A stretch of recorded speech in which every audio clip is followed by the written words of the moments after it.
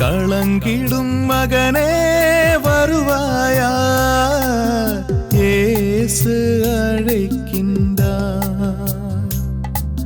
கண்ணீர் துடைப்பார், மார்போடு சேர்ப்பார், மாறாது அன்பு நம் இயேசு. கண்ணீர் துடைப்பார், மார்போடு சேர்ப்பார், மாறாது அன்பு நம் இயேசு. இயேசு கிறிஸ்துக்குள் பிரியமானவர்களே, அருமை ஆண்டவர் இயேசு கிறிஸ்துவின் பரிசுத்தமுள்ள திருப்பெயரிலே நல்வாழ்த்துக்கள். இந்த விடுதலை நேர நிகழ்ச்சி வழியாக நம்மை சந்திக்க செய்த ஆண்டவரை போற்றுவோம், புகழுவோம், நன்றி கூறுவோம். இந்த தொலைக்காட்சி அமைத்து அவர்தானே நடப்பித்து வருகிறார். மத்தேயுவிலே நாம் பார்க்கிறோமே, 24:14 இறையரசை பற்றி நற்செய்தி எல்லா இனத்தார்க்கும் எல்லா மக்களுக்கும் உலகமெங்கும் அறிவிக்கப்பட வேண்டும் என்று தான் இந்த அமைப்பு நடப்பிக்கிற காரியங்கள். அவர் சித்தம் திட்டம் பெரியது, உயர்ந்தது. இப்படியா அவர் அமைத்திருக்கிற அந்த திட்டத்துக்கும் செயல்பாடுகளுக்கும் நாம் கடந்து வரணும், ஒப்புக்கொடுக்கணும். ஆண்டவரே என்ன ஒப்புக்கொடுக்கணும். மார்த்தாள் மரியாளுடைய வாழ்க்கை பார்க்கிறோமே. மார்த்தாள் பல காரியங்களை குறித்து இருந்தார், நல்லதுதான். ஆனால் மரியாளு ஆண்டுடைய பாதத்திலே அமர்ந்து அவர் வார்த்தையை கேட்க கடந்து வந்தார். அதே போல இந்த நாளிலும் கடந்து வரலாம். அன்பின் ஆண்டவரே, இந்த மாலை வேலைக்காய் கோடான கொடி தோத்திரங்களும் துதிகளும் ஆராதனைகளும் ஏறெடுக்கிறோம். உம்முடைய வார்த்தையை கேட்பதற்காக உம்முடைய பாதப்படியிலே அமர்ந்து அவளோடு கூட காத்து கொண்டிருக்கிறோம். ஆண்டவரே, எங்களோடு கூட பேசும். உம்முடைய வார்த்தை எங்களுக்கு வாழ்வும் விடுதலையும் ஆசீர்வாதமாய் கடந்து வரட்டும். ஆண்டவரே பேசும். உம்முடைய பிள்ளைகள் கேட்கிறோம். ஆமீன், ஆமீன்.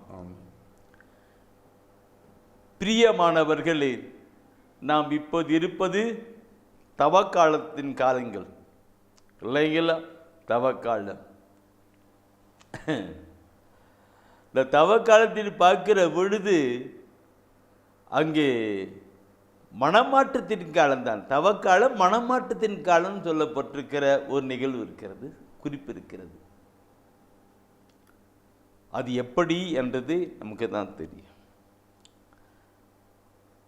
எனக்கு ஒருத்தர் ஒரு பேசிகிட்டு இருக்கிற ஒரு வார்த்தையை நான் கேட்டேன். அந்த டூ வீலர், அவருடைய எனக்கு டூ வீலரில் ரொம்ப கெட்டு போச்சு பிரதர், ரொம்ப அது சவுண்டு வருது, எதுவும் இல்லை, வண்டி போகணும் நடக்கும், சர்வீஸ் கொடுக்கணும்.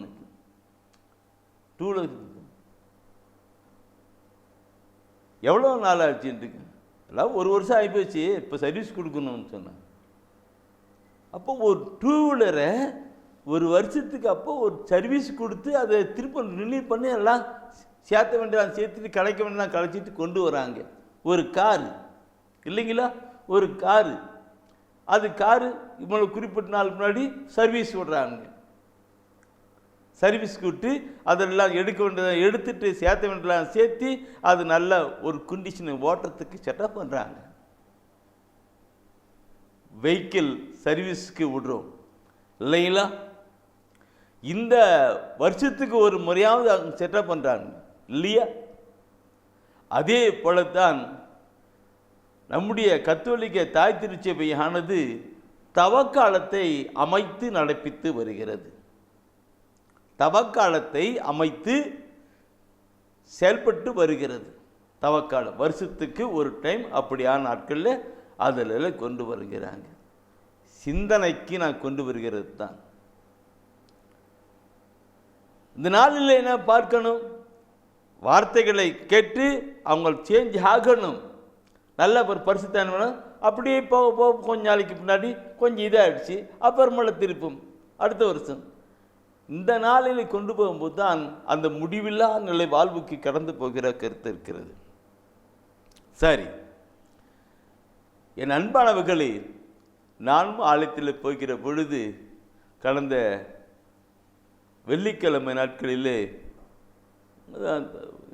வெள்ளிக்கிழமை தோறும் சிலுவை பாதை இருக்கிறது, திருப்பள்ளி இருக்கிறது. நான் எனக்கு அங்கே அங்கே அந்த குருவானவர் அந்த அதாவது நற்செய்தியை பார்க்கணும்னாக்க தவக்காலத்தில் இருக்குது. தவக்காலத்தில் வருகிற அந்த இதெல்லாம் பார்க்கும் பொழுது, வாசகம்லாம் பார்க்கும் பொழுது, இறைவாக்கினர்கள் ஒவ்வொரு மனமாற்றத்துக்கான காரியங்களை கொண்டு வந்து கொண்டே இருக்கிறாங்க. முதல் வாசகம், இரண்டாவது வாசகம், அடுத்தது நற்செய்தி வாசகம் வாசிக்கும் பொழுது அதில் பார்க்கும் பொழுது ஆண்டவராக இயேசு கிறிஸ்து மனமாற்றம், எல்லாம் மனமாற்றத்துக்குரிய வசன வார்த்தைகளே தான் கொடுக்கிறது. யாசியா இறைவாக்கினர், எசேக்கியேல் இறைவாக்கினர், யோனா, ஒவ்வொரு இறைவாக்கினரும் சொல்லப்பட்ட அந்த மனமாற்றத்துக்குரிய காரியங்களை தான் பழைய ஏற்பாட்டிலிருந்து எடுத்து சொல்லப்பட்டிருக்கு. புதிய ஏற்பாட்டில் வரும்போது ஆண்டவராக இயேசு கிறிஸ்து சொல்றது மனமாற்றத்துக்கு. இப்படிலாம் வந்து கூட நம்மள எப்படி, ஓ மை காட் ஜீசஸ், நான் சிந்திக்கிற பொழுது பிரியமானவர்களே, யாக்கோப் திருமுகம் எடுங்க. யாக்கோப் திருமுகத்தை எடுத்து நீ பார்ப்பினாக்க அந்த வசனத்திலே பார்க்கும்போது இறைவசன் தான் மீட்பளிக்க வல்லமைன்னு சொல்லியிருப்பார். மீட்பளிக்கிற வல்லமைன்னு சொல்லி கொண்டு வருவார். அந்த 21 அந்த 22 அந்த அது கீழே நீ யாக்கோப் எடுங்க. எல்லாரும் எடுக்கிறீங்க, நான் உண்மையிலே பாராட்டுகிறேன். நான் பைபிளில் என்ன சொன்ன ஒரு வார்த்தை சொல்லுகிற பொழுது எல்லாரும் எடுக்கிறீங்க, படிக்கிறீங்க, நான் வார்த்தைக்கு பார்க்கிறேன். அதில் முதல் அதிகாரத்தில் 23 அன்று 24 வசனத்தை பார்ப்பில் என்றால் அதில் ஒரு அருமையான ஒரு கருத்து சொல்லப்பட்டிருக்கிறது. வார்த்தையை கேட்டு அதன்படி நடவாதோர் கண்ணாடியிலே தம் முகத்தை பார்த்துவிட்டு சென்று உடனே தாம் எவ்வாறு இருந்தார் என்பதை மறந்துவிடும் ஒரு மனிதருக்கு ஒப்பாவார். என்ன வார்த்தை பாருங்க. இன்றைக்கு அந்த 23 வார்த்தையை கேட்டு அதன்படி நடவாதவோர் கண்ணாடியிலே தம் முகத்தை பார்த்துவிட்டு சென்று உடனே தாம் எவ்வாறு இருந்தார் என்பதை மறந்துவிடும் ஒரு மனிதருக்கு ஒப்பார். இன்னைக்கு நம்ம ஆலயத்துக்கு போயிட்டு இருக்கிறோம், வீட்டிலேருந்து பைபிள் படிக்கிறோம், ஆலயத்துக்கு போயிட்டு இருக்கிறோம், இறைவார்த்தை கேட்கிறோம் இல்லைங்களா? இறைவார்த்தை கேட்டு அது எங்கேயோ போயிட்டு இருக்கும். இறைவார்த்தை ஒரு முகம் பார்க்கிற கண்ணாடி என்று யாக்கோப் தன் திருமுகத்தில் சொல்லுவது எவ்வளவு அருமையான ஒரு கருத்து. இறைவார்த்தை ஒரு முகம் பார்க்கிற ஒரு கண்ணாடி. நாம் எல்லாருமே கண்டிப்பா முகத்தை கண்ணாடியில் பார்க்கிறோம். எதுக்காக பார்க்கிறோம்? ஏன்னா அழுக்கு இருக்கு, இந்த தலைமுடி களைஞ்சி இருக்குதா, கண்ணு அழுக்கு இருக்குதா, ஏன்னா அழுக்கு இருக்கா, இந்த முகத்தை முகம் பார்க்கிற கண்ணாடியில் தான் பார்க்க முடியும். முகத்தை போய் ஒரு செவுத்துல பார்க்க மாட்டான், சுவத்துல பார்க்க மாட்டாங்க, வேற ஒரு இதுல போய் பார்க்க மாட்டாங்க. முகத்தை முகம் பார்க்கிற கண்ணாடியில் பார்க்கிற பொழுது தான் அங்கே இருக்கும். அதே போல ஆன்மீக வாழ்வை இறைவசன வார்த்தை என்கிற கண்ணாடியிலே பார்க்கிற பொழுதுதான் நாம் எப்படி இருக்கிறோம், எந்த நிலையில் இருக்கிறோம் என்று தெரியும். வார்த்தையை பார்க்கணும். எப்படி சொல்லிருக்கிறாங்க அந்த 24 பார்த்து விட்டு அப்படியே போறதுன்னு இருக்கும். இப்போ தலைமுடி களைஞ்சி இருக்குது, தலைமுடி களைஞ்சிருச்சுனாக்க உடனே சீப்படுத்து அந்த தலையை சரிப்படுத்தணும், தலைமுடியை சரிப்படுத்தணும், கண்ணில் அழுக்கு இருக்கு சரிப்படுத்தணும் இல்லைங்களா? காதில் இது முகத்திலே இருக்கிற அந்த நிலையை நாம் சரிப்படுத்தணும். மற்றதுக்கெல்லாம் இங்கிருந்து இங்கே பார்க்கலாம், ஆனால் இந்த முகத்துக்கு மாத்திரம் கண்ணாடி தான், இந்த முகத்துக்கு மாத்திரம் கண்ணாடி தான். அந்த ஆன்மீக வாழ்வுக்கு மாத்திரம் இறைவசன வார்த்தை தான், இறைவசன வார்த்தை தான் கண்ணாடி. இதை நான் சொல்லுகிற பொழுது நீங்க அப்படியே சிந்தித்து பாருங்க, நம்முடைய சமுதாயத்தில் நம்முடைய மக்களிலே எவ்வளவு பேர் இந்த இறைவார்த்தை கண்ணாடியை எடுக்கிறார்கள், பார்க்கிறார்கள், பார்த்து சரிபடுத்திக் கொண்டிருக்கிறார்கள்.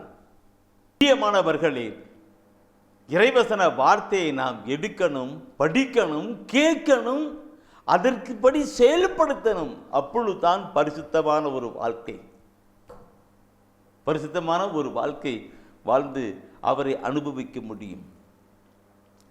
இல்லையென்றால் எத்தனை தவக்காலும் எத்தனை வந்தாலும் இல்லை. இறைவசன வார்த்தையை கேட்டு அதன்படி கடைபிடிக்க வேண்டும். யாக்கோப் மிக அழகாக கூறியிருக்கிறார். இது மாத்திரமல்ல பிரியமானவர்களை, நான் சொல்லுகிற பார்த்தேன், அந்த பாவத்தை தவத்தை அறிந்து கொள்வதற்கான கருவிகளை பார்க்கும் பொழுது நம்முடைய வாழ்க்கையை பார்க்கணும். ஓ மை காட் ஜீசஸ், நீங்கள் குறித்து வச்சுக்கோங்க. அப்புறம் நீங்கள் டைம் கிடைக்கும் படித்து பாருங்க. ஏசியா புத்தகத்தில் சொல்லுவார், 65ஆம் அதிகாரத்தில் 1-2 வசனத்தை சொல்லுவார். இந்த கருத்தை தான் அவர் அங்கே சொல்வார். யாரு கேட்டு கடந்து வராங்களோ அவர்களுக்கு பிளஸிங் என்ன. 65 1-2 யாரு கேட்டு கடந்து செயல்பட்டு வராங்களோ அவர்களுக்கு ஆசீர்வாதம் சொல்வார். ஆனால் நம்முடைய வாழ்க்கையில் எப்படி கண்ணீரும் கவலையும் துக்கம் வேதனையும் பிரச்சனை ஓடிக்கொண்டிருக்கிறது. மாத்தனன் பரிமணம். இந்த தவக்காலம் ஒரு உண்மையான ஒரு மனமாற்றத்துக்கான காரியமாக வருகிறது என்றால் இறைவசன வார்த்தையை கேட்டு கடைபிடிக்கணும். சரி, அடுத்தது நான் ஒரு வார்த்தை சொன்னேன். அந்த பாவத்தை அறிந்து தவத்தை அறிந்து மாற்றுறதுக்கான காரியங்கள் இறைவசன வார்த்தையின் தான். இந்த இறைவசன வார்த்தையின் தான் சொல்லி வருகிறேன். திருப்பாடலில் 119 எடுங்க. திருப்பாடல் 119 எடுத்து அதில் 105வது வசனத்தை நீ பார்த்தினாக்க அதில் சொல்லப்படுகிற வார்த்தை எத்தனை அருமையான ஒரு வார்த்தையாக இருக்கும் பாருங்க. எனக்கு இறைவசன வார்த்தையெல்லாம் நம்மை ஆண்டுக்குள் கொண்டு போவதுதான். யாக்கோபு சொன்னார், இறைவசன வார்த்தை முகம் பார்க்கிற கண்ணாடி, பார்த்து சபீஷப்படுத்திக்க இல்லைங்களா? இங்கே திருப்பாடல் 119 105 எடுங்க. என் காலடிக்கு உம் வாக்கே விளக்கு, என் பாதைக்கு ஒளியும் அதுவே. என் காலடிக்கு உம் வாக்கே விளக்கு, என் பாதைக்கு ஒளியும் அதுவே. நான் அதிகமாக சொல்ல தேவையில்லை, அதிகமாக விளக்கம் அதில் இருக்கு. நாம் எந்த ரூட்டில் போயிட்டு இருக்கிறோம்? இப்போ இருட்டாக இருக்கப்பா, இருட்டாக இருக்கு, கையில் டார்ச் எடுத்துகிட்டு போகணும்னு சொல்கிறாங்க, கையில் விளக்கு எடுத்துகிட்டு போகணும்னு சொல்கிறாங்க. இதுக்கு எங்கே வழி சரியாக இருக்கிறதுன்னு கண்டுபிடிச்சி நாம் அதில் போகிறதுக்கு தானே. எங்கே வழி சேர்ந்து கொடுக்கும்? ஒளி இல்லைங்களா? இந்த டார்ச் எடுத்துகிட்டு போகணும், எடுத்து நம்ம கொண்டு போகணும். அப்போ தான் எந்த ரூட்டில் போயிட்டு இருக்கிறோம், சரியான ரூட் இல்லையா, அங்கே முள்ளு முதலுக்கு இருக்குதா அல்லது இதெல்லாம் கண்டுபிடிக்க முடியும். இதை பற்றி நான் சொல்லினாக்க இந்த வசனத்தை மத்தினும் மணிக்கணக்காக சொல்ல முடியும். அத்தனை அருமையான கருத்துக்கள் இருக்கு. பார்க்கும் நாம் பாதையை போகின்ற பாதையை காட்டுகின்ற என் காலடிக்கு ஒளி வெளிச்சம் தீபமாக இருக்கிறது உங்களுடைய வார்த்தைன்னு சொல்றார். அப்போ இறைவசன வார்த்தையை நாம் படிக்கிற பொழுது, நாம் கேட்கிற பொழுது, நாம் எந்த ரூட்டில் போயிட்டு இருக்கிறோம்? பிசாசு ரூட்டில் போயிட்டு இருக்கிறோமா அல்லது கடலுடைய ரூட்டில் போயிட்டு இருக்கிறோமா? நரகத்தின் ரூட்டில் போயிட்டு இருக்கிறோமா அல்லது விண்ணக வாழ்வு நோக்கி நாம் போயிட்டு இருக்கிறோமா என்று அந்த டார்ச் லைட் வெளிச்சம் காட்டி கொடுக்கும். இறைவசன வார்த்தை காட்டி கொடுக்கும். இந்த தவக்காலத்தில் மனம் திரும்பணும். இந்த டார்ச் லைட் எடுத்து விளக்கு எடுத்துக்கிட்டு நான் படித்து நான் போகிற ரூட்டு காட்டுது, நீ இங்கே தான் போயிட்டு இருக்கிற, இப்படி தான் போயிட்டு இருக்கிறேன்னு காட்டியிருக்குது. அதனால திரும்பி கடந்து வரணும். அப்படி இல்லைன்னாக்க எப்படி? அப்படி இல்லைன்னா எப்பயுமே அதே மாதிரி இருக்கிற மாதிரி தான் இருக்குல்ல. இந்த தவக்காலத்தின் காரியங்களிலே நான் தூய ஆவிலே உந்தப்பட்டு ஒரு பாரத்தோடு கூட இந்த செய்தியை தூய ஆவியிலே கடந்து செயல்படுகிறேன், சொல்லுகிறேன். மனம் இறைவசன வார்த்தை இருக்கும். இந்த வசன வார்த்தையை நீ பார்க்கணும்னா இந்த வசனத்து வார்த்தையை பற்றி நிறைய சொல்லணும். ஆனால் கூட புனித இந்த நற்செய்தி புத்தகத்தில் யோவான் நற்செய்தி எடுங்க. யோவான் நற்செய்தி எடுத்துட்டு அதில் ஒரு அருமையான ஒரு சொல்லப்பட்டுவார். 3ஆம் அதிகாரத்தில் யோவான் 3 19 அன்று 20 வசனத்தை நீ பார்ப்பினாக்க அதில் அந்த கருத்து அழகாக சொல்லியிருப்பார். 3ஆம் அதிகாரத்தில் 19 என்று 20 வசனம் நினைக்கிறேன். படித்து பாருங்க என்ன சொல்லுகிறது. ஒளி உலகிற்கு வந்திருந்தும் தம் செயல்கள் தீயனமாய் இருந்ததால் மனிதர் ஒளியை விட இருளையே விரும்பினர். இதில் தான் அவர்களுக்கு எதிரான தண்டனை தீர்ப்பு அடங்கி உள்ளது. தீங்கு செய்யும் அனைவரும் ஒளியை வெறுக்கின்றனர். தங்கள் செயல்கள் வெளியாகிவிடும் என அஞ்சி அவர்கள் ஒளியிடம் வருவதில்லை. ஒளியிடம் வருவது இல்லை. ஒளியிடம் வருவது இல்லை. வார்த்தை என்கிற ஒளியிடம் வருவது இல்லை. இயேசு என்கிற ஒளியிடம் வருவது இல்லை. வார்த்தை மனுவரு ஒளி வருவது இல்லை. இதோ ஃபார்மாலிட்டிக்காக போகிறதும் வரதும் அப்படி இருந்துட்டு இருக்கிறாங்க இல்லைங்களா. பைபிளை படித்தா தெரியுதும் அவனுக்கும். எனக்கு ஒரு சகோதரன் சொன்னக்கும், அந்த சகோதரன் சொன்னார் இன்றைக்கும், பிரதர்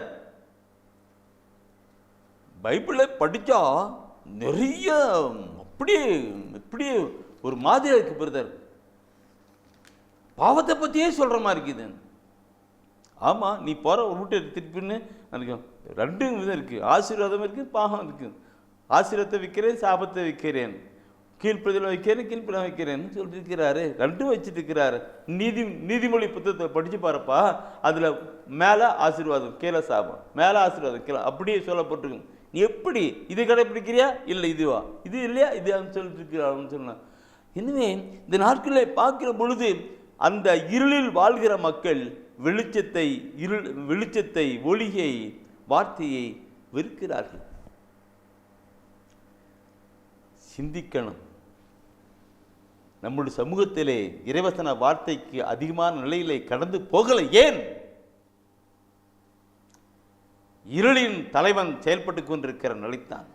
வசனத்தை சொல்லுகிறது, நான் சொல்லவில்லை, வசனம் சொல்லுகிறது, வசன வார்த்தை சொல்லுகிறது.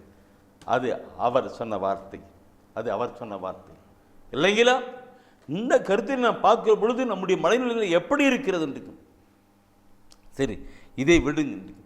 இந்த கருத்தோடு கூட நீதிமொழி புத்தகம் விடுங்க. நான் அந்த ஒளியை கொண்டு வரேன். நீதிமொழி புத்தகம் விடுங்க. நீதிமொழி புத்தகத்தில் 20ஆம் அதிகாரத்தில் 27வது வசனத்தை படிங்க. அதில் என்ன சொல்லப்பட்டிருக்கிற வார்த்தை இன்னும் அழுத்தமாக இருக்கும்.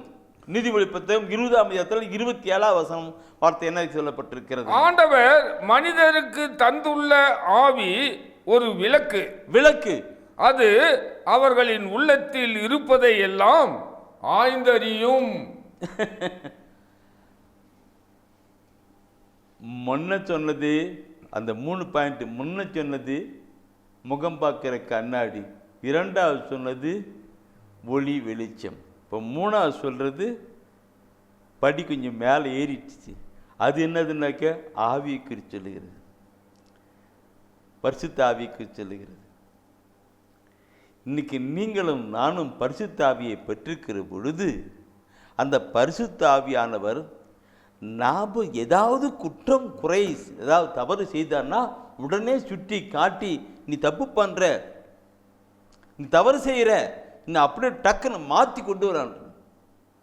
ஆண்டவர் மனிதருக்கு தந்துள்ள ஆவி ஒரு விளக்கு, காட்டி கொடுக்கும். லைட் காட்டி கொடுக்கும். அது அவர்களின் உள்ளத்தில் இருப்பதையும் எல்லாம் ஆய்ந்து அறியும். நீ பைபிள் படிச்சிருக்கிற, இறைவசன வார்த்தையை படிச்சிருக்கிற, ஒளி அது தூய ஆவியானவர் அங்கிருந்து காட்டுவார். இந்த வசன வார்த்தையின்படி நீ எப்படி இருக்கிற, வாழ்த்து இருக்கிறன்னு காட்டி கொடுக்க. அப்போ எப்படி பரிசுத்தமான நிலை பண்ணும். இப்படிப்பட்ட நிலைக்கு வர வேண்டும். இப்படிப்பட்ட நிலைக்கு வருவதுதான் உண்மையான ஆன்மீக சர்வீஸ். வெஹிக்கிள் எப்படி சர்வீஸ் பண்ணுறாங்களோ அதே போல நம்முடைய ஆன்மீக சர்வீஸ். இல்லை என்றால் இல்லை.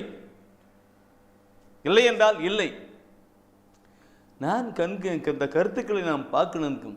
அதில் பைபிள் இருக்கும் உள்ளத்தை அது அவர்களின் உள்ளத்தில் இருப்பதை எல்லாவற்றையும் ஆய்ந்திருக்கின்றிருக்கும்.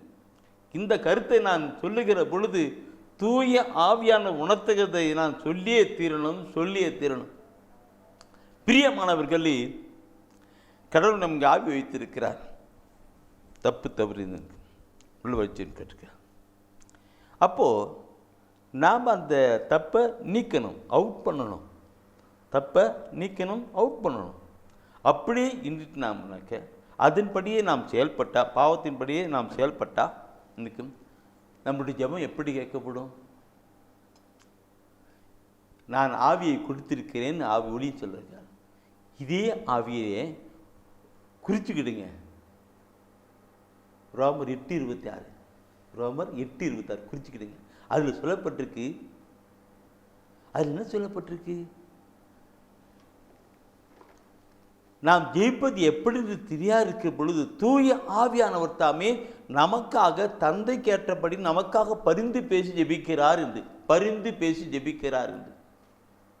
இல்லைங்களா? பரிந்து பேசி ஜெபிக்கிறார். இப்போ இங்க ஆவியானுக்கும் அவர் தானே பரிந்து பேசி ஜெபிக்கிறார். இப்போ அந்த ஆவியானவர் சுற்றுகிறதானபடி நான் நடக்கவில்லை. நான் உலக போக்கிலே போய் பாவத்தை செய்து கொண்டிருக்கிறேன், தவறான வழியிலே செய்து கொண்டிருக்கிறேன். அப்பொழுது நான் அப்பா பிதாவே என்று நான் ஜெபிக்கிறேன், வாயில ஜெபிக்கிறேன், நாவிலே ஜெபிக்கிறேன். அப்பொழுது தூய ஆவியானவர் என்ன பரிந்து பேசுவார்? தூய ஆவியானவர் நமக்குள் இந்த பரிந்து பேசுவார். தந்தையிடம் என்ன சொல்வார்?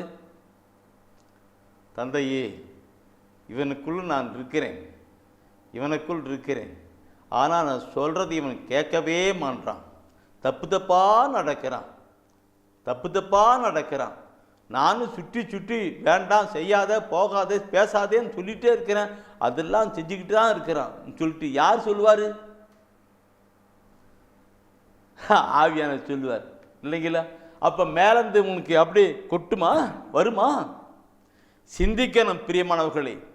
இந்த தவக்கால நாட்களிலே நம்முடைய வாழ்க்கை, ஆன்மீக வாழ்க்கை மாற்றப்படணும். பாவ தவத்திற்கு அங்கே இதெல்லாம் அறிஞ்சு உணர்ந்து கடந்து அவுட் ஆஃப் பண்ண கொண்டு வரணும். அந்த பார்த்து நினைக்கும் அழுக்கு இருக்கு, அழுக்கு தலைமுடி காஞ்சிருக்கு, அதை என்ன சரிப்படுத்த நிற்கும். அந்த சரிப்படுத்துவது தான் பாவத்தை ஏற்றுக்கொள்ளுதல்னு பார்க்கிறோம். பாவத்தின் கண்ணாடியில் பார்த்தோம், இறைவசன வார்த்தையின் கண்ணாடியில் பார்த்தோம், கேட்டோம். அப்போ மாறணும். மாறவில்லை என்றால், இல்லைங்களா? மாறுவதற்கு என்ன செய்யணும்? பாவத்தை ஏற்றுக்கொள்ளணும். இந்த கருத்தை நாம் பார்க்கிற பொழுது மிக அந்த ஒவ்வொரு கருத்தும் பார்க்கணும். தவக்காலத்தின் ஒவ்வொரு கருத்தும் பார்க்கணும். அதுக்கு இதில் பார்க்கிற பொழுது 1 யோவான் எடுங்க. 1 யோவான் எடுத்துட்டு அதில் இதில் நச்சு இயேசுவோடு கூட இருந்தவர்கள் 3 பேர் அதிகமாக இருந்தவங்க. தாம் மலைக்கு போனவங்க, கத்தமணி தோட்டத்துக்கு 3 பேர். யார்? பேதுரு, யோவான், யாக்கோப். இந்த 3 பேரும் தான் திருமுகத்தை எழுதியிருக்கிறது. பார்த்தோன்னா ரொம்ப ஆழமான கருத்தாக இருக்கணும். நேற்று தினத்தில் யாக்கோப் பற்றி சொன்னதை பற்றி அப்படி சொல்லிட்டு வந்தேன். இப்போ யோவான் சொல்கிறத சொல்லுங்க. 1 யோவானில் 1 அதிகாரத்தில் 8வது வசனத்தை பாருங்க. அவர் என்ன சொல்கிறாரு பாருங்க. இன்னைக்கு பாவம் நம்மிடம் இல்லை என்போம் என்றால் நம்மையே நாம் ஏமாற்றிக் கொள்வோம், உண்மையும் நம்மிடம் இராது. உண்மை என்பது இறைவசன வார்த்தை, இறைவார்த்தை என்று இராது. இறைவாசன வார்த்தை இல்லை. அந்த இறைவார்த்தை தானே காட்டி கொடுக்கிறது. கண்ணாடி இறைவசன வார்த்தைன்னு காட்டி கொடுக்கிறது. அந்த ஒளி தானே காட்டி கொடுக்கிறது. அது இல்லை. அதனால் சொல்றது பாவம் நம்மிடம் இல்லை என்றும்னால் நம்மையே நாம் ஏமாற்றி கொள்ளுகிறோம். நன்றி. கண்ணாடி பார்த்தோம், அசிங்கம் இருக்குது அப்படின்னு கூட எல்லாம் நல்லா தான் இருக்குது அப்படின்னு யாரெல்லாம் சொல்ல முடியுமா? அப்படி யாராவது சொன்னால் அவங்களே தான். இதை பற்றி நான் விளக்கம் அதிகமாக சொல்ல தேவையில்லை. ஏன்னாக்க எல்லாம் நீங்களாம் அறிவாளிகள், அறிவிலிகள். ஞானிகள் ஞானிக்கர்கள் எல்லாம் பைபிளை நல்லா அதாவது படித்து பண்ணிருக்கணும். நான் தெல்ல தேவையில்லைன்ட்டு அந்த 1 யோவான்ல முதலதிகாரத்தில் 8வது வசனம் படிச்சிருந்தானே, அடுத்த வசனத்தை கடிங்க, அடுத்த வசனத்தை படிச்சு பாருங்க. அது என்ன சொல்லுகிறது? மாறாக நம் பாவங்களை நாம் ஒப்புக்கொள்வோம் என்றால் கடவுள் நம் பாவங்களை மன்னித்து குற்றங்கள் அனைத்திலிருந்து நம்மை தூய்மைப்படுத்துவார். ஏனெனில் அவர் நம்பிக்கைக்குரியவர், நேர்மை உள்ளவர். கண்ணில் அழுக்கு இருக்கு, ஐயோ கண்ணாடி பார்த்தோம், இறைவசன வார்த்தை என்று கண்ணாடி பார்த்தோம், ஐயோ இந்த கண்ணில் செஞ்ச பாவம், இந்த கண்ணில் செஞ்ச பாவம் ஐயோ தெரியுதே நாக்க அது ஏற்று நம் மனம் இருந்ததுனாக்க, அப்போ ஆண்டவர் அவர் ரத்தத்தை ஊற்றி டக்குன்னு இந்த கண்ணை கழுவிடுவார். ஒப்புக்கொண்டால் அது என்ன அந்த கருத்து எல்லாம் எவ்வளோ அருமையான கருத்து. மாறாக நம் பாவங்களை நாம் ஒப்புக்கொள்ளும். ஆண்டவரே நான் இந்த கண்ணில் தப்பாதான் பார்த்துட்டேன் ஆண்டவரே, தப்பான பார்த்துட்டு ஆண்டவரே, அது இச்சை உணர்வை கொண்டு எனக்கு எப்படியோ பண்ணுது ஆண்டவரேன்னு சொல்லிட்டு அந்த உணர்வை காட்டி கொடுத்தேன்னா பண்ண, அப்போ அந்த ரத்தம் கண்ணை ஊற்றி மேலே ஊற்றி அந்த பாவத்தை கரியெல்லாம் போக்கும். நம்முடைய உச்சம் நம்ம என்னென்ன பாவம் செஞ்சோமோ அந்த பாவத்தை ஏற்று மனவருந்தோம் என்றால் ஒப்புக்கொண்டு ஆண்டவரே, ஆமாம் ஆண்டவரே இன்னைக்கு என்னோட பேசிட்டீங்க, நான் இப்படி தான் செஞ்சிட்டேன் அப்படி தான் செஞ்சிட்டேன்னு சொல்லிட்டு நம்முடைய பாவத்தை ஏற்று மனவருந்தோம் என்றால் நாம் எவ்வளவு நல்ல பாந்தனாகும் அந்த பாவத்தை இல்லாமல் அவர் அப்படி இருக்கணும். அவர் மன்னிச்சிடுவான் இருக்கு, மன்னிக்கிறான் இருக்கு. என்ன வசனத்தை நீ கிழிச்சு படித்து பார்க்கணும் இருக்கு. சரி, அந்த ஒன்றிய இந்த கருத்தனைக்கும் அவர் நீதி உள்ளவர், உண்மை உள்ளவர், இரக்கம் உள்ளவர், அவர் பாவத்தை எல்லாம் மன்னிக்கிறவராக இருக்கிறார்னு அந்த வசனம் சொல்லி சொல்லிங்களா? அது நேரத்தில் நாம் நம்முடைய மன்னிக்கும் வசனத்தை ஒவ்வொன்றும் பார்க்க முடியும். நீதிமொழி புத்தகம் எடுங்க. நீதிமொழி புத்தகம் 28ஆம் அதிகாரம் 13வது வசனத்தை நீ பாப்பீங்களானாக்க அதில் சொல்லப்படுகிற வசன வார்த்தை எத்தனை அருமையாக இருக்குங்க. தம் குற்ற பழிகளை மூடி மறைப்பவரின் வாழ்க்கை வளம் பெறாது.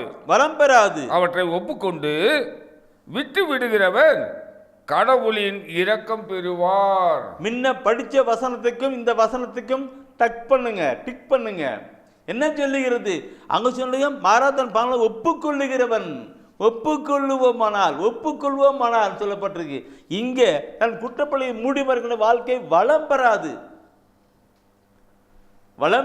மற்ற பழியை மூடி மறைக்கின்ற வாழ்க்கை வளம் பெறாது. மாறாக அவற்றை ஒப்புக்கொண்டு அவற்றை அற்றி செய்கிறவன் ஆண்டு இறக்கத்தில் இருக்கிறான். என் அன்பானவர்களே இந்த வசன வார்த்தைகளை எல்லாம் சிந்தித்து நாம் பார்க்கணும். நம்முடைய வாழ்க்கையின் காரியங்களை கண்டு வரணும். மூடி மறைக்கக்கூடாது. நானும் அப்படிதான் இல்லையே, அதெல்லாம் அப்படி போயிருக்கேன். ஏற்று மனம் வருதுகிற பொழுதுதான் அந்த பாவத்தை நிற்கும். இந்த நிலையை நான் சொல்லுகிற பொழுது என் அன்பானவர்களே, இன்று அநேக நம்முடைய மக்களை பார்க்கிற பொழுது இப்படிதான் பாவத்தை மறைத்து வைக்கிறார். அப்போ பாவத்தை மறைக்க வைக்கிற பொழுது ஆண்டுடைய ஆசீர்வாதம் வருமா? நான் சொல்ல பைபிளில் படிச்சுதானே இறைவசன வார்த்தை. ஏற்று மனவருந்த பொழுதுதான் அவர் மன்னிக்கிறார். இல்லை ஏற்றுக்கொள்ள எப்படி வரும்? பாவ அறிக்கை பண்ணாமல் எப்படி வரும்? இன்னைக்கு பார்த்துனா தவக்காலன்னு வச்சிருக்கிறாங்க.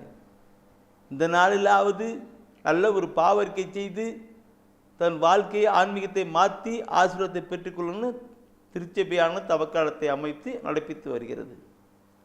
இந்த நாளிலும் நல்ல பாவத்தை இட்டு இறைவசன வார்த்தையை கேட்டு தன் பாவத்தை உணர்ந்து இறைவசன வார்த்தையை படித்து தன் பாவத்தை அறிந்து நல்ல ஒரு பாவ அறிக்கை செய்து கடந்து வந்தது. இல்லைன்னா இல்லை தான். அதுதான் வசனம் சொல்லிக் கொடுக்கிறது. இந்த தவக்கால நாட்களை பார்க்க முடியும் என்ன நடக்குன்னு இருக்கு, மறைக்க முடியாது இருக்கு. இன்னைக்கு அநேக சகோதரிகள் பார்க்கும் பொழுது அவர்கள் அழுது புலம்பி இருப்பார்கள்.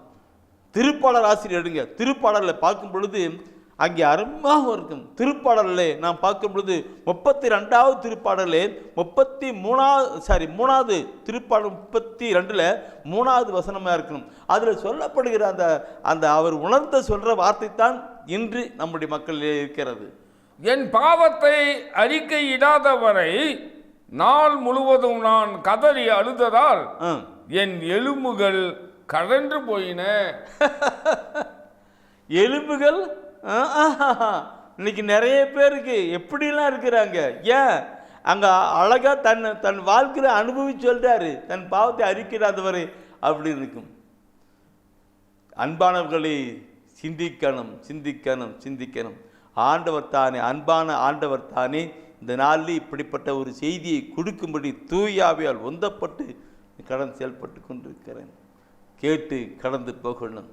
சரி, முதலாவது பார்த்தோம், பாவத்தை குறித்து நாம் அறிந்து கொள்ளப்பட வேண்டும். இரண்டாவது, நம்முடைய பாவத்தை ஏற்றுக்கொள்ளப்பட வேண்டும். மூணாவது, அந்த பாவத்தை அறிக்கை செய்து அதான் மேலே கொண்டு அந்த 1 லிங்கு பாவத்தை அறிக்கை செய்து நாம் கடவுளிடம் மன்னிப்பு பெற வேண்டும். அந்த மன்னிப்பு பெறதை பற்றி இந்த பைபிளை பார்க்கும் பொழுது நிறையா இருக்கும். நீங்கள் நிறைய சொல்ல இருக்கும், ஆனால் குறிப்பிட்ட ஒரு வசனத்தை எடுக்க இருக்கும். ஏசியா புத்தகத்தில் வேகம் எடுக்கிறீங்க. ஏசியா புத்தகத்தில் 53ஆம் அதிகாரத்தில், ஏசியா புத்தகம் 53ஆம் அதிகாரத்தில் அந்த வசனம் இப்படியே அந்த அதிகாரங்களோ அந்த இயேசுனுடைய பாடுகளையும் மரணத்தையும் அந்த அவர் கொடுக்கிற மீட்பையும் பற்றி சொல்லப்பட்டிருக்கும்.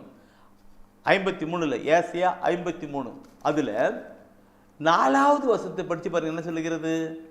மெய்யாகவே அவர் நம் பிடிகளை தாங்கிக் கொண்டார், நம் துன்பங்களை சுமந்து கொண்டார்.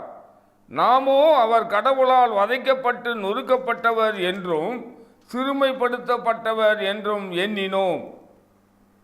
அப்படியே போட்டு அடுத்து அவர் நம்முடைய பாவங்களுக்காக காயப்பட்டார், அவர் ரத்தம் சிந்தினார்னு சொல்லிட்டு அப்படியே அந்த 13வது வசனத்தை கொண்டு வந்து பார்த்தனா அந்த 13வது வசனம் சொல்லுகிறது, அவர் அந்த 12 ஃபீட்பேக்கும் பார்க்கும்பொழுது நீ படிச்சனாக்கும் எல்லாருடைய பாவங்களுக்காகவும் எல்லாருடைய பாவங்களை ஏற்றுக்கொண்டு அவர் விடுதலை செய்தார் என்று சொல்லப்பட்டிருக்கு. அது எங்கே? உலகத்தின் உலகின் பாவங்களை எல்லாம் அவர் ஏற்றுக்கொண்டு இருந்திருந்தார்கள். அது எப்படி என் அன்பார்களே, இப்போ நீங்கள் ஏசியா படிச்சு தானே அப்படியே திருப்புங்க, புதிய ஏற்பாடுக்கு வாங்க. அங்கே நேற்று படிச்சா யோவான் திருமூல 1 யோவான் எடுங்க. அந்த 1 யோவான் எடுத்துட்டு நீ பார்ப்பீனாக்க எல்லாருடைய பாவங்களையும் எல்லாம் இருக்கும் அவர் ரத்தம் இருந்தார். இந்த பார்க்கணும் எனக்கு 1 யோவானில் 1 அதிகாரத்தில் 7வது வசனம் சொல்லுகிறது, அவர் ஒளியில் இருப்பது போல் நாம் ஒளியில் நடப்போமானால் ஒருவரோடு ஒருவர் நட்புறவு கொண்டிருப்போம். மேலும் அவர் மகனாகிய இயேசுவின் ரத்தம் எல்லா பாவத்தினின்றும் நம்மை தூய்மைப்படுத்தும். எல்லா பாவத்தினின்றும் நம்மை தூய்மைப்படுத்தும்.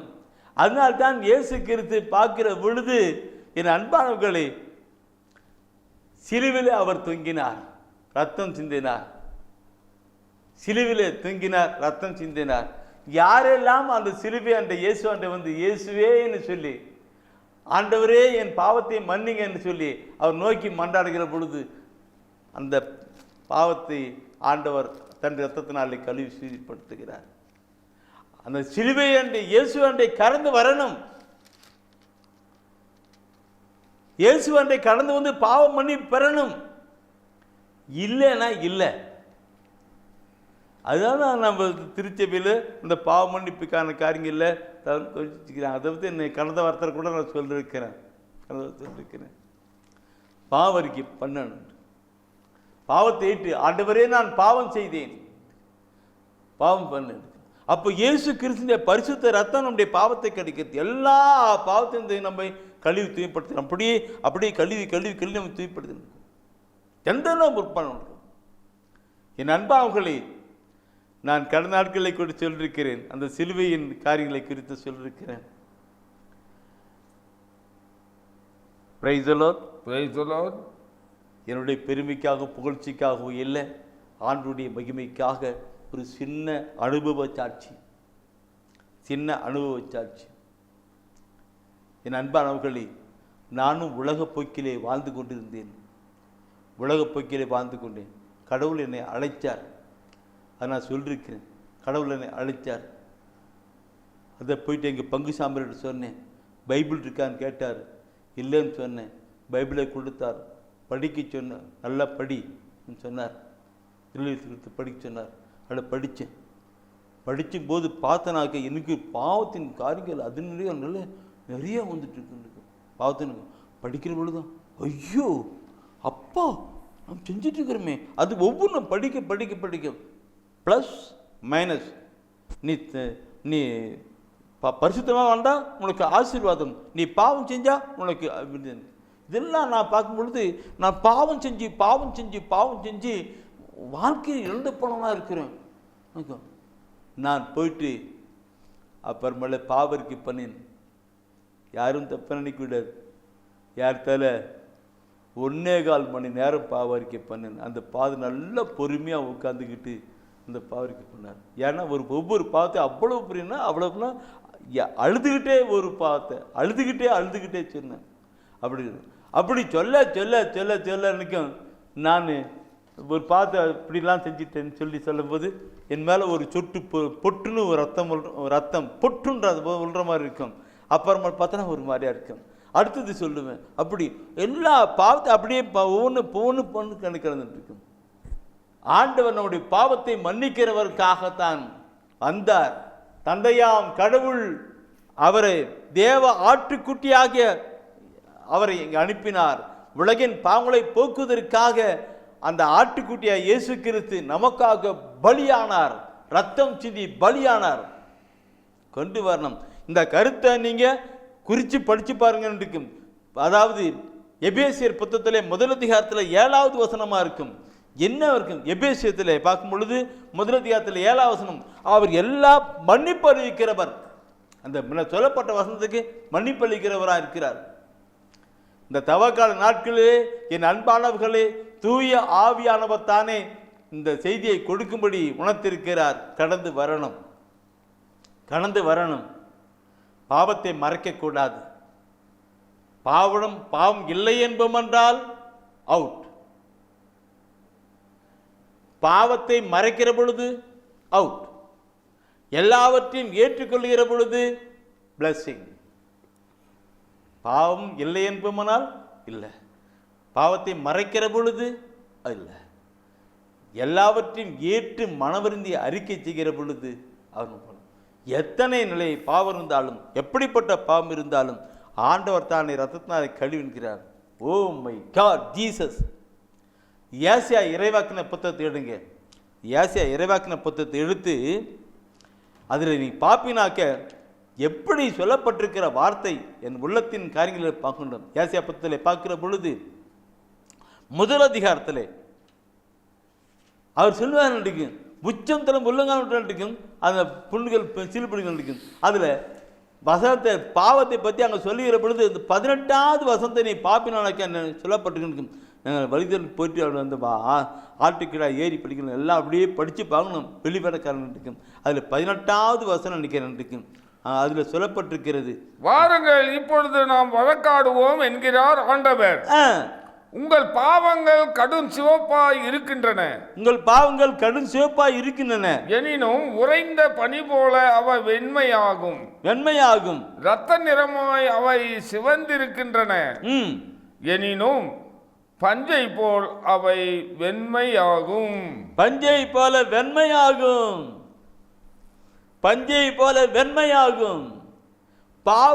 பாவம் என்ற கருப்பு இதில் இருக்குது, சிகப்பு இருக்கு.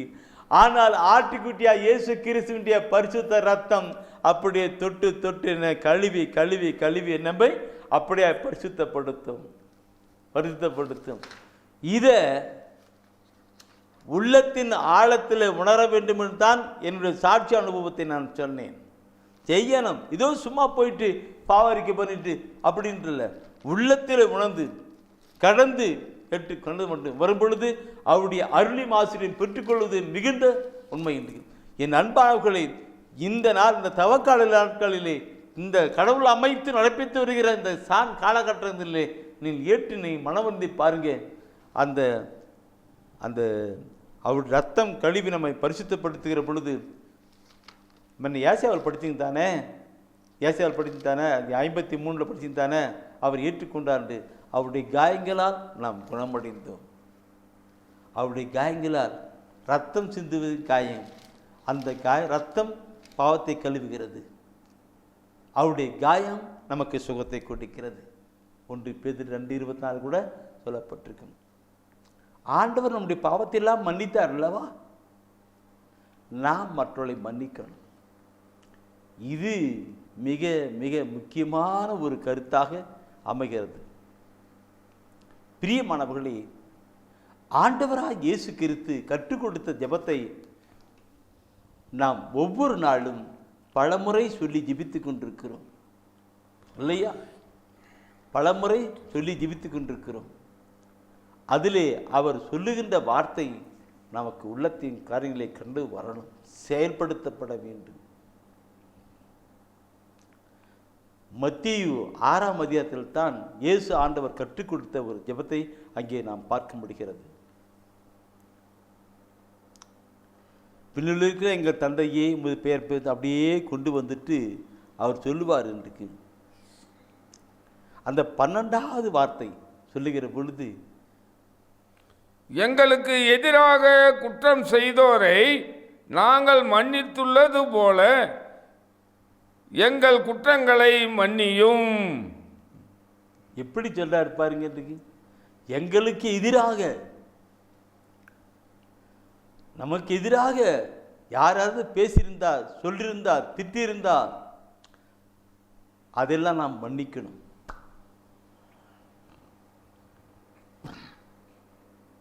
மன்னிக்கணும்.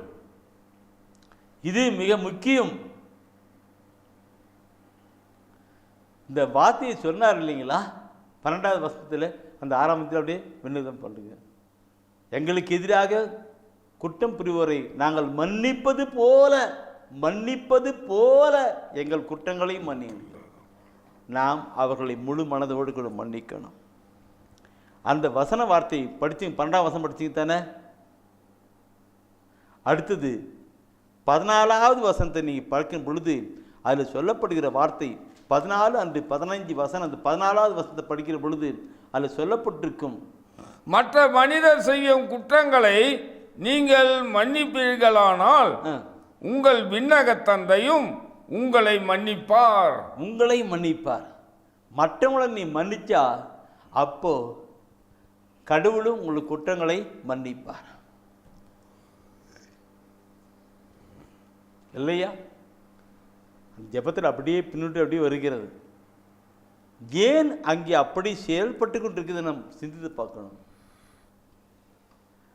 அந்த வசனத்துக்குடைய அடுத்த வசனம் சொல்லுகிறது பொழுது என்ன சொல்லுகிறது? 15ஆம் வசனம், மற்ற மனிதரை நீங்கள் மன்னிக்காவிடில் உங்கள் தந்தையும் உங்கள் குற்றங்களை மன்னிக்க மாட்டார். நம்முடைய குற்றங்களை முன்ன பார்த்தோம், மன்னிப்பு பெறதை பற்றி அப்படியே பார்த்தோம். நம்முடைய பாவத்தை ஏற்று மனம் வருந்துன்னு இருக்கும். நம்முடைய பாவத்தை ஏற்று மனம் இருந்தால் நாம் மன்னிக்கிறார். நாமளும் மற்றவர்கள் செய்த பாவத்தை மன்னிக்கணும். மன்னிக்கலைன்னா மன்னிப்பு இல்லை. சிந்திக்க வேண்டிய ஒரு கருத்து. இந்த மாதா தொலைக்காட்சியிலே ஏறத்தாழ 5 ஆண்டுகளுக்கு முன்பாக இந்த மன்னிப்பை பற்றி நான் ஒரு செய்தி கொடுத்திருந்தேன். மன்னிப்பை பற்றி செய்தி கொடுத்திருந்தேன். இந்த கர்த்தர் கற்பித்த ஜெபத்தை, அதாவது ஆண்டவர் கொண்டு கொடுத்த ஜெபத்தை அப்படி சொல்லி இந்த கருத்தை சொல்லி கொடுத்தேன். ஆண்டவர் உங்களுக்கு பாவத்தை மன்னிக்க மாட்டார். மன்னிக்காத போது ஆண்டவருடைய ஆசீர்வாதம் உங்களுக்கு வருவதில்லை. இந்த கருத்தை ஒரு 5 ஆண்டுகளுக்கு முன் மாதா தொலைக்காட்சியிலே தான் கொடுத்திருந்தேன். அப்படி செய்தியை கொடுக்கிற பொழுது என் அன்பானவர்களே, ஆண்டவருடைய மகிமைக்காய் நான் சொல்லுகிறேன். கடவுள் தானே அமைத்து நடப்புகிற காரியங்களிலே நான் சொல்லுகிறேன். திருப்பூரில் ஒரு சகோதரி இந்த செய்தியை கேட்டிருக்காங்க. மாமியாருக்கும் இவங்களுக்கும் சண்டை. அதனால் மாமியார் விட்டுட்டு பிரிந்து தனியாக போயிட்டு சூழ்நிலையில் சண்டை போட்டு பிரிஞ்சு தனியாக போயிட்டு அவங்க குடியிருக்கிறாங்க. திருமணமாகி 3 ஆண்டுகள் அவள் குழந்தை இல்லை. அதனால் எதுவும் சண்டை. அவங்க போய் தனியாக இருக்கிறாங்க. மாதா தொலைக்காட்சியிலே இந்த செய்தி இந்த அம்மா கேட்டிருக்கிறாங்க. கேட்க கேட்க கேட்க அவங்களுடைய உள்ளத்தில் எப்படியோ ஒரு உணர்வுகளாயிடுச்சு.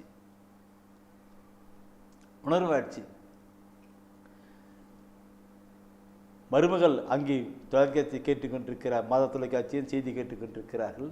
அதே சமயம் மாமியார் அவங்க வீட்டில் இந்த செய்தியை கேட்டுக்கொண்டிருக்கிறார்கள்.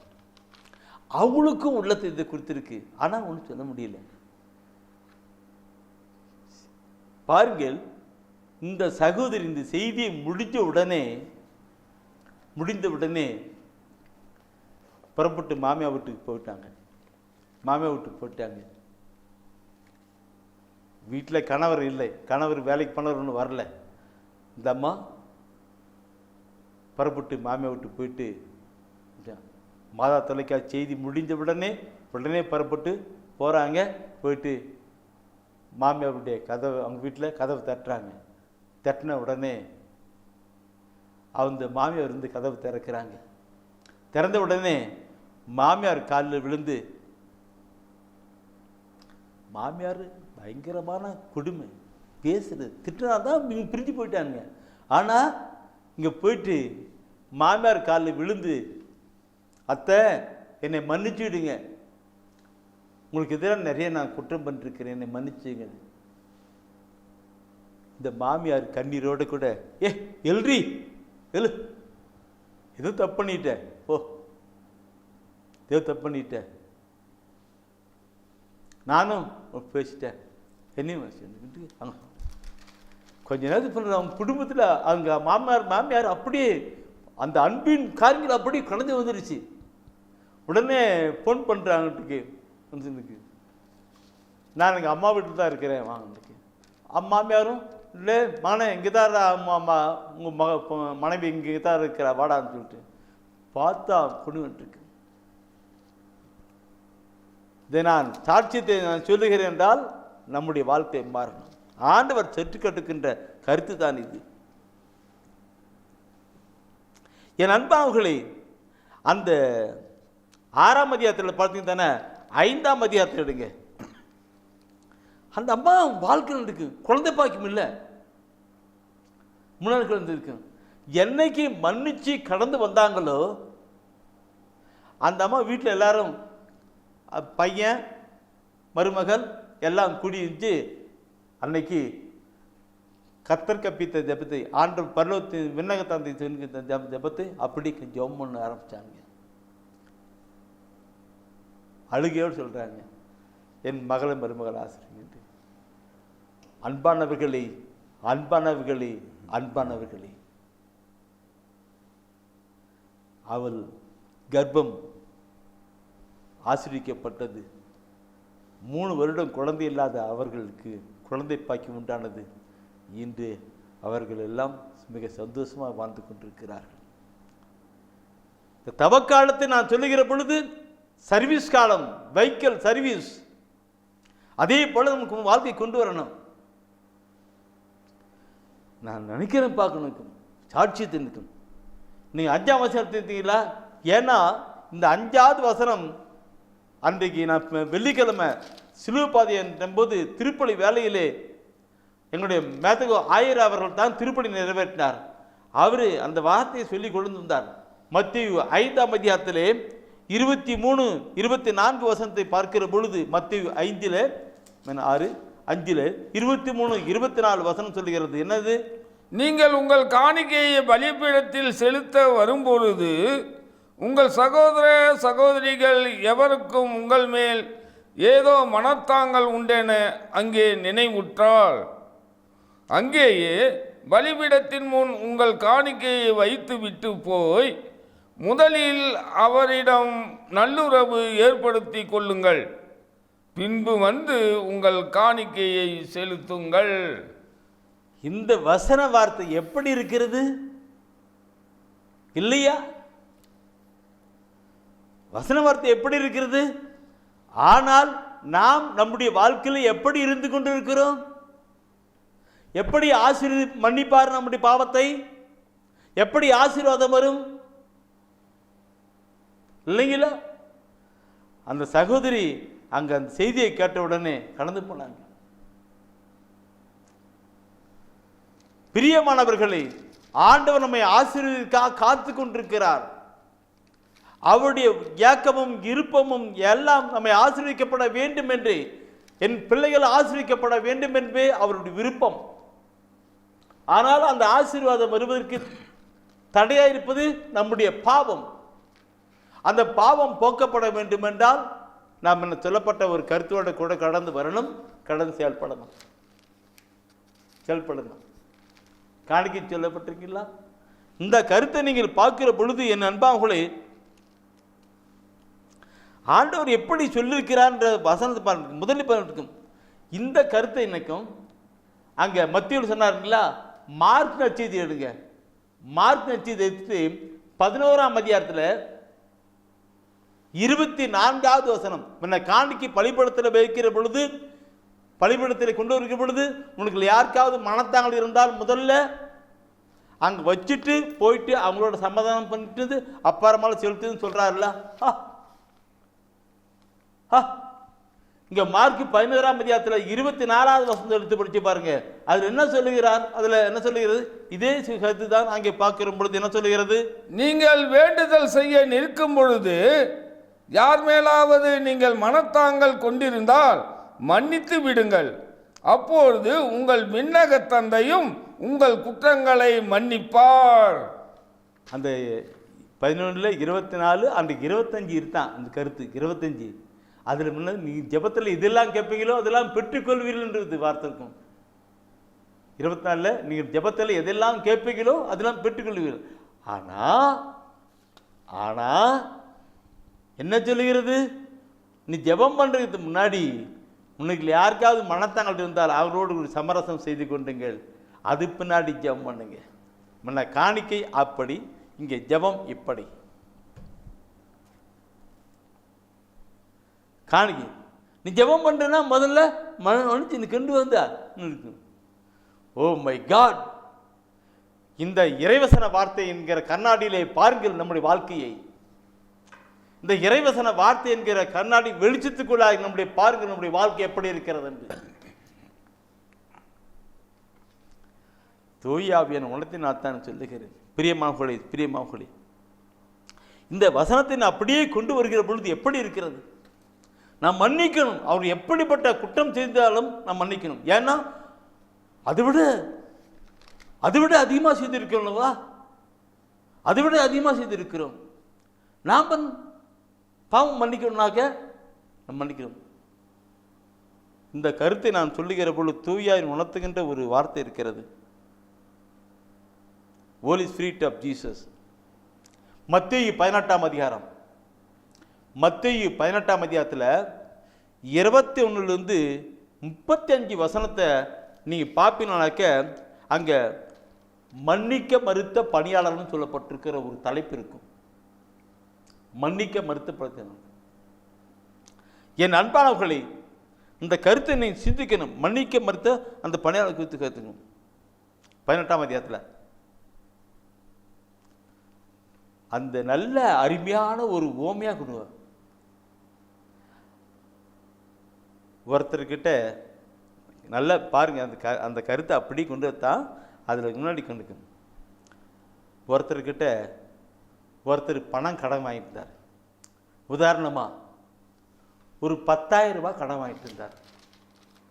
நீங்கள் தயவுசெய்து அப்புறமால மத்தேயு 18ஆம் அதிகாரத்தில் 21 அந்த 35 வசனத்து அந்த பேராகிராஃப் பல்ல படித்து பாருங்க. அது சொல்ல அந்த கருத்தினுடைய கருத்தை ஒன்று கொண்டு வரேன். ஒருத்தர்கிட்ட ஒரு 10,000 ரூபாய் கடன் வாங்கிட்டு இருந்தார். 10,000 ரூபாய் கடன் வாங்கிட்டார். ஆள் விட்டு அவனை கூப்பிடு, இன்னும் பணம் கடனை கட்டவே இல்லை, அவன் எப்போ ஏமாத்திங்க இருக்கான்னு சொல்லிட்டு கூப்பிட்டு அவங்கள்ட்ட பிடிச்சி கேட்குறாங்க. அந்த முதலாளி கூப்பிட்டு கேட்குறாரு. அப்போது அந்த 10,000 ரூபாய் கடன் வாங்கினவர் கால் விழுந்து, ஐயா மன்னிச்சிடுங்க ஐயா, ரொம்ப வீட்டில் கஷ்டம்,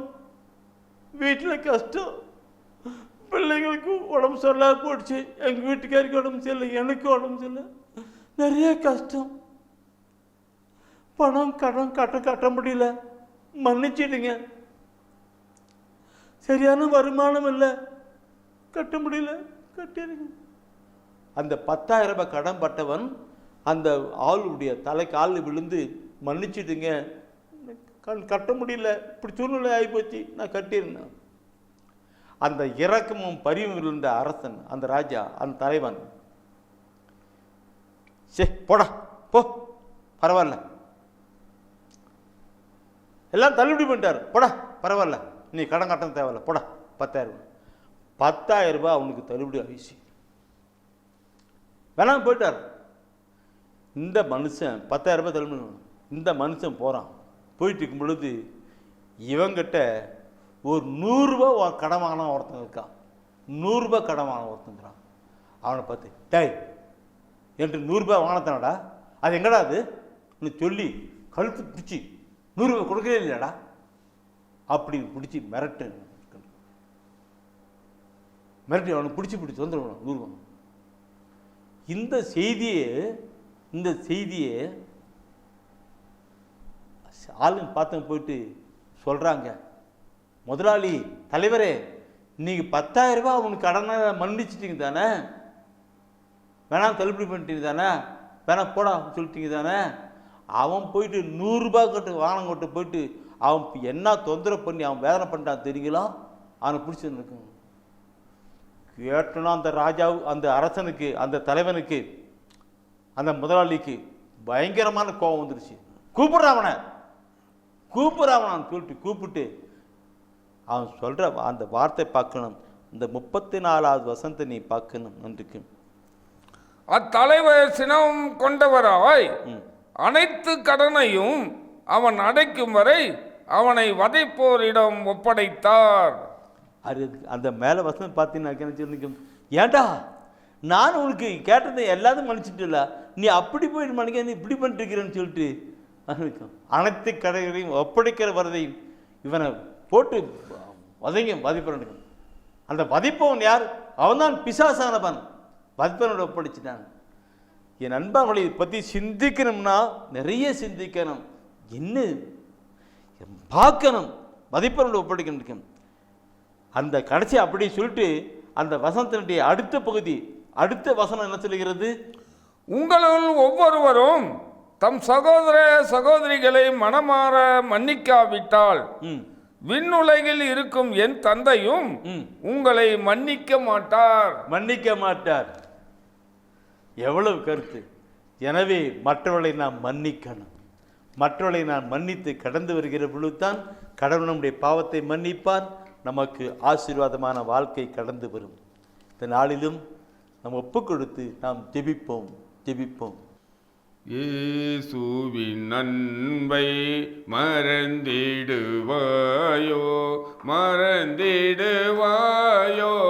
மனித பண்பிருந்தா இயேசுவின் அன்பை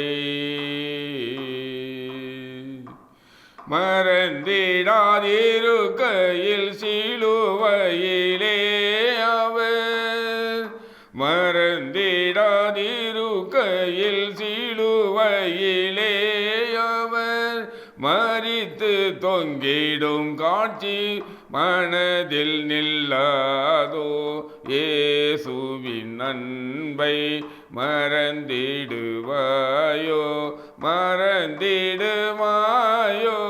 மனித பண்பிருந்த இயேசுவின் அன்பை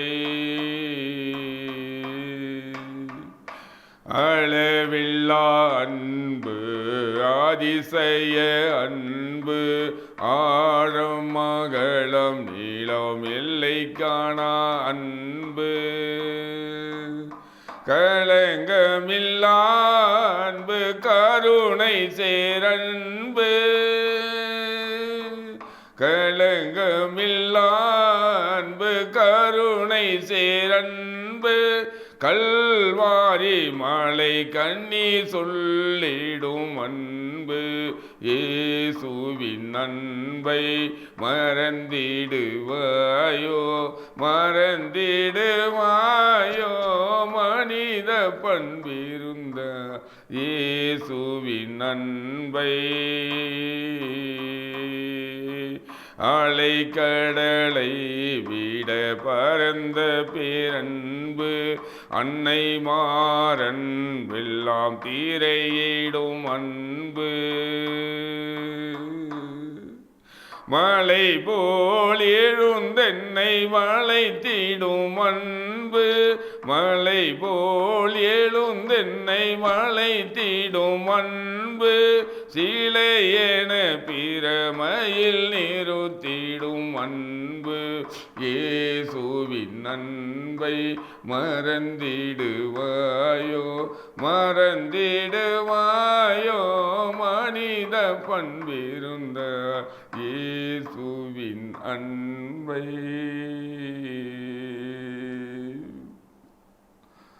ஆண்டவரே, எங்களை மன்னிக்கிற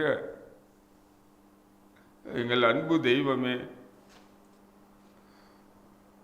எங்களுக்காக தன்னையே பலியாக ஒப்பு கொடுத்த அன்பு தெய்வமே, நன்றியோடு உம்மை துதிக்கிறோம். ஆண்டவரே, எங்கள் அனைவருடைய எல்லா பாவங்களுக்காகவும் தன்னையே பலியாக அர்ப்பணித்த இயேசு கிறிஸ்து ஆண்டவரே, கல்வாரி மலையிலே எங்களுக்காக பலியான தெய்வமே, உம்மை நன்றியோடு உம்மை துதிக்கிறோம். ஆண்டவரே, எங்களை மீட்பதற்காகவே எங்களுடைய பாவங்களிலிருந்து நோய்களிலிருந்து ஆண்டவரே பலவிதமான பிரச்சனைகளிலிருந்து எல்லாவற்றிலிருந்து எங்களை மீட்பதற்காகவே தன்னையே பலியாக ஒப்பு கொடுத்த எங்கள் அன்பு தெய்வமே, உம்மை நன்றியோடு உம்மை துதிக்கிறோம். ஆண்டவரே, அளவுக்கு அதிகமாக எங்களை அன்பு செய்கிற தெய்வமே, உமக்கு நன்றி. ஆண்டவரே, எங்கள் பாவங்களை மன்னிக்கிற தெய்வமே, இதோ இந்த நாளிலே இந்த தவக்கால நாட்களிலே எங்கள் பாவங்களை எல்லாம் அறிக்கை செய்து ஆண்டவரே எங்களுடைய வாழ்க்கையிலே உண்மையை நோக்கி ஆண்டவரே நாங்கள் இருக்கின்ற உண்மையை நோக்கி பார்க்கின்ற எங்கள் உள்ளத்தை தாரும். ஆண்டவரே, அப்பா, உம்மை நன்றியோடு உம்மை துதிக்கிறோம். எங்கள் ஒவ்வொருவரையும் ஆசீர்வதியும் ஆண்டவரே, ஆசீர்வதியும் ஆண்டவரே. ஆண்டவரே, இதோ மற்றவர்களிடம் அன்பு செலுத்தக்கூடிய ஆண்டவரே மனப்பான்மை எங்களுக்கு தாரும். ஆண்டவரே, மற்றவர்களை மன்னித்து ஏற்றுக்கொள்ளுகிற மனப்பான்மை எங்களுக்கு தாரும். ஆண்டவரே, நாங்கள் ஒவ்வொருவரை அன்பு செய்யக்கூடிய உள்ளத்தை எங்களுக்கு ஒவ்வொருவருக்கும் தாரும். ஆண்டவரே, எங்களை அன்பு செய்வது நாங்கள் எங்களையே நாங்கள் அன்பு செய்வது போல மற்றவர்களை அன்பு செய்யக்கூடிய எங்களுக்கு உள்ளத்தை தாரும். ஆண்டவரே, ஒப்பு கொடுக்கிறோம். ஆசீர்வதியும் ஆண்டவரே.